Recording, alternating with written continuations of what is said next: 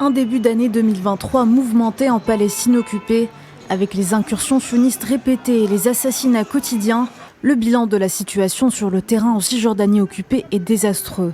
Le Premier ministre palestinien Mohamed Shtaya a appelé l'Union européenne à intervenir pour protéger le peuple palestinien et appuyer la solution à deux États, mettant en garde contre la dangereuse escalade sioniste dans les territoires occupés. Une déclaration qui intervient lors de sa rencontre avec le président de la Commission des Affaires étrangères du Parlement européen, David McAllister, à Bruxelles.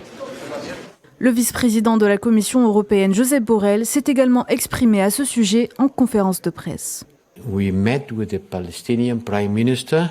Nous avons rencontré le Premier ministre palestinien Mohamed Shtaya qui nous a fait part du tableau désastreux de la situation sur le terrain, avec un nombre record de victimes palestiniennes et un niveau de tension toujours élevé. Tous les membres du Conseil des Affaires étrangères réaffirment l'engagement de protéger la viabilité de la solution à deux États en apportant un soutien sur le terrain et en lui gardant un horizon politique.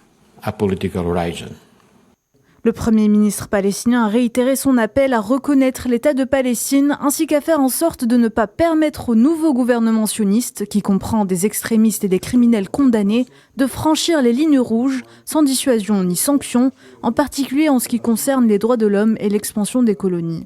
L'escalade contre la population s'intensifie en Cisjordanie occupée, avec les multiples incursions, les arrestations arbitraires et les violations quotidiennes des droits des Palestiniens. Samedi dernier, Mohamed Shtaya avait appelé les Nations Unies et toutes les organisations des droits de l'homme à dénoncer les crimes de l'occupation sioniste contre le peuple palestinien. Néanmoins, l'entité sioniste continue de faire la sourde oreille face au silence de la communauté internationale.